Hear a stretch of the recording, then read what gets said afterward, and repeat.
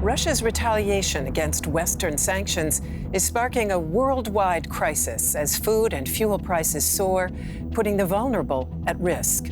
Russia's slashing gas deliveries to European countries, including Germany, in what one German leader calls an economic attack. Citizens are tightening their belts as inflation surges, nowhere more so than in the global south, where Russia's blockade of grain shipments could plunge up to 50 million people into famine. Today, we're asking, no grain, no gas? Is scarcity Putin's weapon of choice?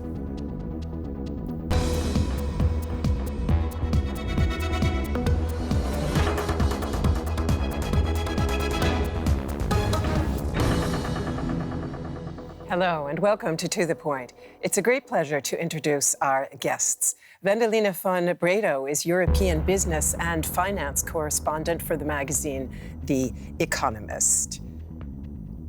And Vladimir Esipov is my colleague here at DW. He works with DW's Russian desk. And it's a pleasure to welcome, coming to us from Ghana virtually, Professor Kwesi Aning. He is director at the Kofi Annan International Peacekeeping Training Center in Accra. Welcome to you. And before I come to you, dear guests, I would like for all of us to listen to a recent claim made by Vladimir Putin that European and U.S. sanctions, which he referred to as an economic blitzkrieg, are actually hurting the West more than Russia. The European politicians have already dealt a serious blow to their own economies. Experts estimate that the total EU losses from the sanctions next year could reach as much as $400 billion. Inflation in certain countries has surpassed 20%. And Vendeline, Putin went on to say that, in fact, his government has stabilized Russia's financial system, its banking system, its trade relations. Is he right? Are the sanctions actually boomeranging to hurt the countries that imposed them more than Russia? Well, of course, he's exaggerating hugely, but there is a grain of truth in all that. So we are suffering because of this situation, because of the aggression, because of, all the higher energy prices, higher food prices, all of that. So we are suffering, but eventually Russia will suffer much more. So in that sense, he's wrong. What does eventually mean? I know that one economist, but he is a bit of an outlier, has said that we could see a drop in Russian growth or in Russia's GDP of up to 12% this year. Do you think that's right? I think that's absolutely plausible. So and that's a lot, right? 12% is really a lot. And next year will be possibly even worse, because at the moment, for instance, Germany still depends for about 35% of its gas imports on Russia. Used to be 55%, it's already down to 35%. Eventually, it wants to be completely independent of Russian gas, which means, the payments to Russia will dwindle to almost nothing. And that has a huge impact on Russia. Vladimir, what are you hearing from friends and family in Russia? Do they say that life is back to normal? Life is normal. There was no any kind of crisis in Russia. Inflation is on the rise in Russia as well. President Putin doesn't mention that inflation in Russia is over 15% already. It doesn't play any role for him in the public opinion. They have the public opinion in Russia completely under control, so there is no panicking, no panic hamster buying, no nothing. There are some shortages on medications in the Russian pharmacies, but it's basically all in the first shock wave of this invasion, or especially military operation in the Russian bordering is over. So life is normal. And it's surprising someone in the West, because the hope was that the sanctions will be introducing some kind of new atmosphere in Russia, in the domestic politics. It doesn't happen. Vendeline just told us, though, that she and many others watching this situation do expect the situation to get worse in Russia. Won't that cause economic hardship for normal citizens? It might happen, but the question is how long and which terms. Long terms, absolutely yes, but we don't know how long this long term will be and how many Ukrainians will die before the long term consequences will arrive in Russia. So if it takes 1 year more to the effects of sanctions to arrive in the Russian society, what will happen to the Ukraine in this period of time. The cost for Russia is absolutely huge because the sanctions are unique in the history. There were no such wide range of sanctions ever in the history of the Western politics. But at the same time, the war in the Ukraine is going on without any stops. And has become a war of attrition. Kwesi, Western leaders have repeated almost as a kind of mantra that sanctions are only sustainable if they hurt the country that's being sanctioned more than those that impose the sanctions and their friends and allies. So if you look at the international effects of Western sanctions and Russian retaliation, would you say we've reached the point at which the costs essentially outweigh any advantages? No, I think sanctions regimes always have a tendency to hit off the mark. So were we to say that Mr. Putin and his friends are being sanctioned by seizing luxury yachts and freezing bank accounts, that is not really hitting the mark. The spin-off of the sanctions regime is that people who are not tangentially part of this war are being affected by it. But let me make this point very clear, that for those of us on this continent of Africa, we think that the war provides challenges, but I think with sophisticated leadership, the war should also provide opportunities for us in terms of much more effective, agricultural policies, much more credible supply chain, systems. So, yes, in the immediate term, as Vladimir has spoken about, and Vendeline also, it looks as if it is not having that impact. But long term, I think the Russians are going to suffer, and to certainly create opportunities for Africa and its leaders to improve their agricultural supply chains.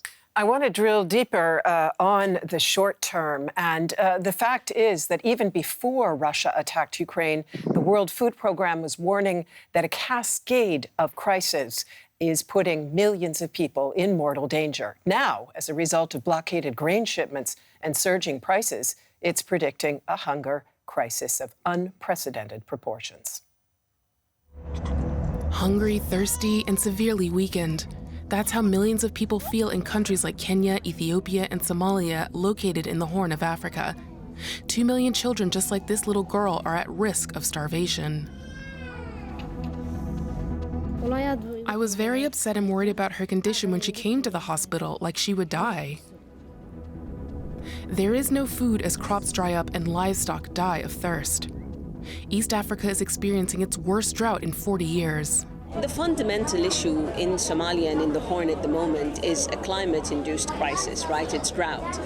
But where the effects of the Ukraine crisis come in is that the food prices and fuel prices and others are hiked up to a point where we need more resources to secure what we would have secured before. Prices are rising daily, including wheat, a staple for many meals, especially for poorer families. According to the UN, African countries import almost half of their wheat from Ukraine and Russia. The longer the war in Ukraine and the Russian blockade of the Black Sea port lasts, the scarcer grain will become, and the greater need will increase. Will the Ukraine war cause people to starve?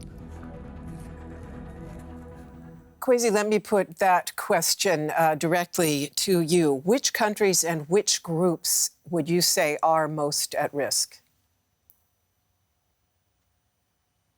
Well, I think countries that export immense amounts of grain or wheat from Ukraine will be at risk. But let me also say this.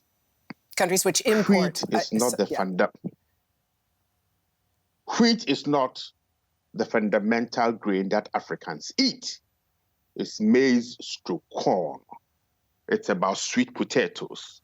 It's about plantain. It's about cocoyam. It's about yam.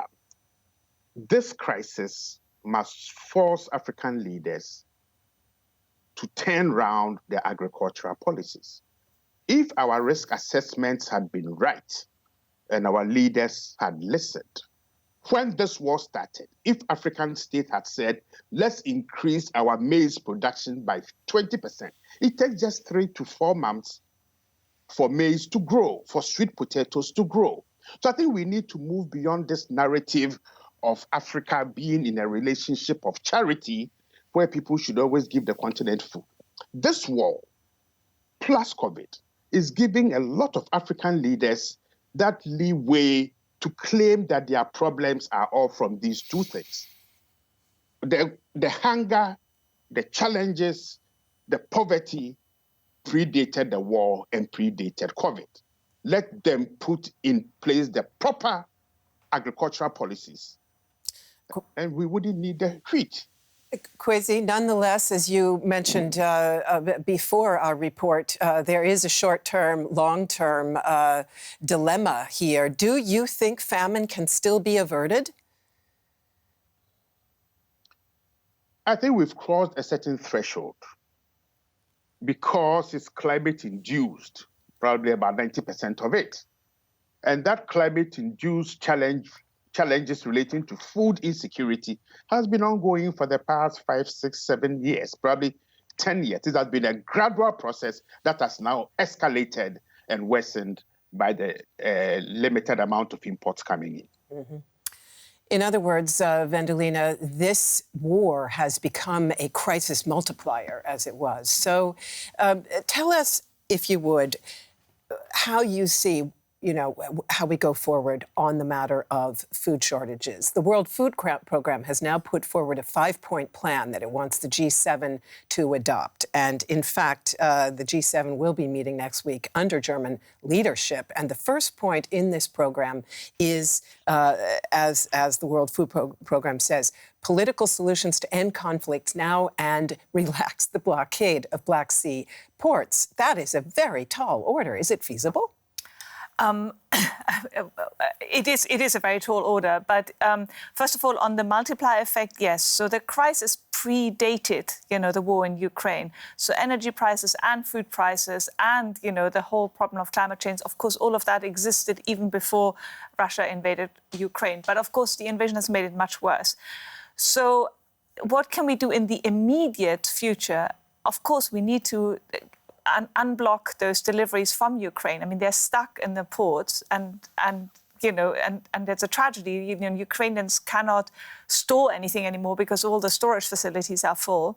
So that is something we can do that could help very quickly.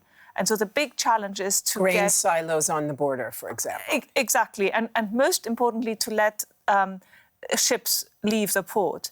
And apparently there's one ship that left yesterday, the port of Mariupol, a Turkish ship, and one doesn't know whether it was grains, but anyway, so it's possible, but But it's a part of the huge problem of the whole world logistics, because the country is at war, and these grains exports from the Ukraine is only one small piece of the huge and very complex problem, and I'm afraid we are not able to solve this problem, a part of the bigger problem, which is the war in Ukraine. Can I ask you, Vladimir, Russia has claimed that, in fact, it's Ukraine that has put the mines outside of Ukrainian Black Sea ports. And it also says there's nothing Moscow can do about that. Foreign Minister Lavrov said just recently that Russia is willing to guarantee the safety of Ukrainian ships that leave those ports if it demines the ports itself. And he also said Russia would not take advantage of an unprotected Ukrainian coast. Do you believe any of those claims? I don't know. I don't know what to believe yet from what is coming from the Russian government, because it's, we have our experiences with Russian telling one thing and doing another thing. I would look what will happen in the reality, not what they are telling, because Ukraine at the same time blaming Russia for blocking the ports and mining them. So it's a blame game. Is a part of the war propaganda, basically, on the both sides of the border. It's dramatical. It's just huge for not for the African continent, but for the world community as such. And this is the reason because G7 should find kind of solution to this food crisis which is coming to us. If the G7, if Olaf Scholz, who will be chairing that meeting, were to call you up now and say, what's the first thing we should do, what would you tell him? Take a deep breath. I have no idea. I have no idea, basically, because at some point we should, I hope we should find a kind of way out of the whole situation. But it's the whole dynamic is very negative right now. So we are on the war path, clearly. Not only Russia, not only the Ukraine, but the Western society is such. And it's not getting better, I'm afraid. Kwesi, I know you wanted to speak to that point. Let me ask you to just also say a word about these blame narratives. We've talked about this several times on this program in recent weeks. The fact that Putin blames Ukraine and the West for the looming hunger crisis, whereas the West says Russia is using hunger as a weapon. Now, I know that Ghana was one of the countries that abstained when the UN voted in April, the UN General Assembly, to condemn the Russian invasion. It abstained along with 57 other countries, many of them from the Global South. Which narrative would you say people there believe? Well, I think people on the African continent are now beginning to create their own narrative. That Africa doesn't want to be seen as a humanitarian victim or a charity project, and that the continent and its member states have an agency that is necessary for both Russia, Ukraine, and the general Western world to understand. There's a tendency for Africa to be seen just as a tangential part of the crisis in Europe. And I think Europe's misreading of Mr. Putin first, this glorious acceptance of Mr. Putin, expanding the G7, slapping him on the wrist in 2014 where he invaded the Crimea. And now suddenly Europeans are saying, but you didn't vote for us, you abstained. The original sin came from the inability of European strategists and their own countries to understand the nature of Mr. Putin. We in Africa understood him. Immediately he held the Sochi International Conference on this continent. I mean, we are criticizing Mr. Putin, but Europeans are still buying gas from them. And they are criticizing Africa for voting in particular ways. You cannot have your cake and to eat it. You've diverted development aid from the continent. You've left people in the lurch. You've taken away your warships from the Gulf of Guinea. Those of us who were Europe's friends during the Cold War and have been Europe's allies have been left in the lurch because Europe's cousins are now in problem. And it will be difficult for Europe to come back and to reestablish this relationship because Europe has told us, you don't matter. We only use you when it suits us. And that is what Africa has learned to understand and is beginning to show its agency by saying we will vote according to the way that we think best suits our national interest and best suits the aspirations of our people. Unfortunately, European analysts are consistently misreading what the continent or how the continent understands about what is happening in Western Europe. Thank you. Very powerful message there to Europe. Vladimir, time is clearly of the essence, particularly in the area of the food shortages. Who, if anyone, could actually exercise influence on Vladimir Putin? China, Turkey, there are various candidates out there. What would you say? I'm not sure there's someone out there who can influence Vladimir Putin's decisions because he's deciding on himself. So, but he is kind of, in his mind, he's a very pragmatical state man. So there must be someone who can argue to him, not try to influence him, but to try to negotiate to him somehow. I know it sounds completely unrealistic. I know it sounds completely outside of this world. But at some point, as long as Putin and the power in Kremlin, there must be some way to communicate to them. I know it's very, it sounds not really realistic because we are on the way to blaming each other. We blame Europe, blame Russia, Ukraine blames Russia, Russia blames everyone. And it's a blame game without any end of sight. But at some point, I hope and I'm praying for, there is kind of way out. I don't see how it looks, how it could it look right now, but it must be a way out, because otherwise we're heading to a very crisis which is bigger than what we are facing right now. And I want to drill deeper into what that crisis means, but first also take a look at the energy sector, because in the face of Russian retaliation, Western sanctions can begin to look like they're following the law of unintended consequences. As Western countries are weaning themselves off Russian fossil fuels, oil and gas prices have not fallen, but spiked. And that is throwing European economies into disarray. Gas is one of Russia's trump cards. Russian energy company Gazprom has completely halted or severely curtailed its supplies in a number of EU states, including Germany. Germany's Minister for Economic Affairs used Twitter to call on people to save energy. Now is the time to do it. Every saved kilowatt per hour helps in this situation. Europe's dependence on Russian gas and oil is costing citizens dearly. Fuel, electricity, heating, sanctions, and supply freezes have doubled energy prices in some cases. The effects can be felt everywhere, including in the shopping cart, as is the case with food. The inflation rate in Europe is over 8%, another record high. This means that more and more people lack the money for basic needs such as food and housing. And it's not just in Europe. Around the world, financial and commodity markets are coming under increasing pressure. Is the war in Ukraine causing a global economic crisis?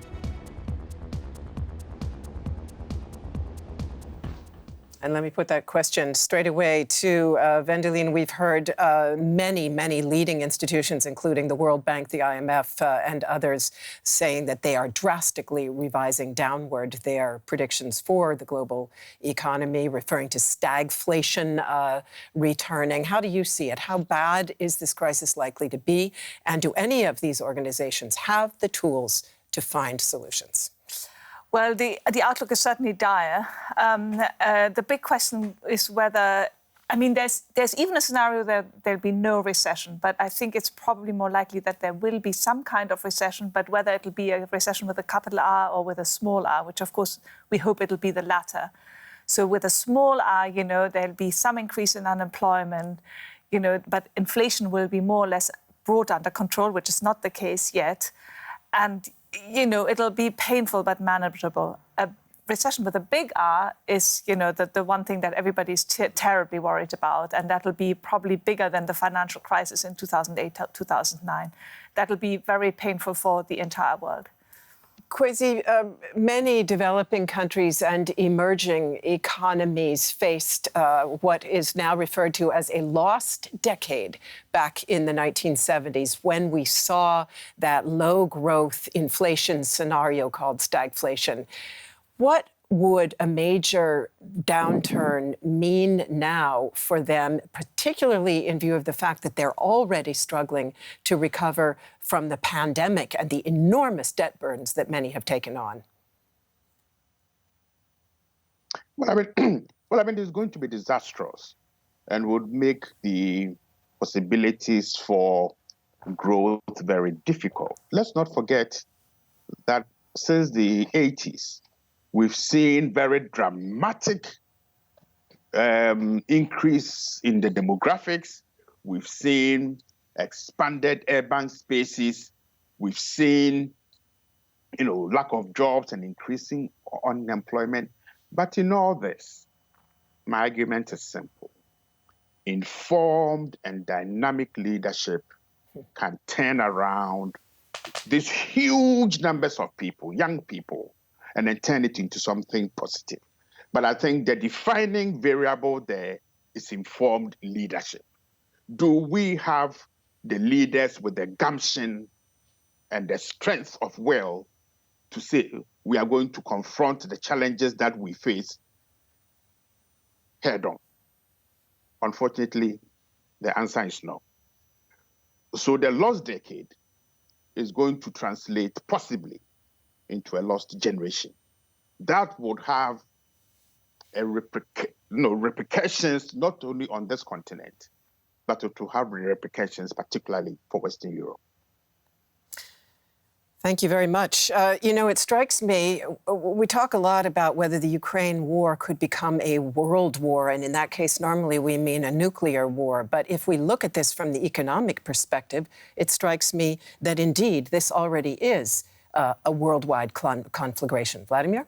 I would not use the word war, the Third World War, but it's a huge, huge, huge crisis indeed. And is it time, possibly, for the West to reassess sanctions? Maybe yes, but it must be not only the way to solve the problem. Vendeline? Yes, I agree with Vladimir, and I would call it an economic Cold War that we are having at the moment. It's not a hot war, but it's a Cold War. Kwesi, time to reassess sanctions? A cold, definitely, because sanctions is posing an existential threat to all of us. Thank you very much to all of you for being with us, and thanks to you out there for tuning in. See you soon.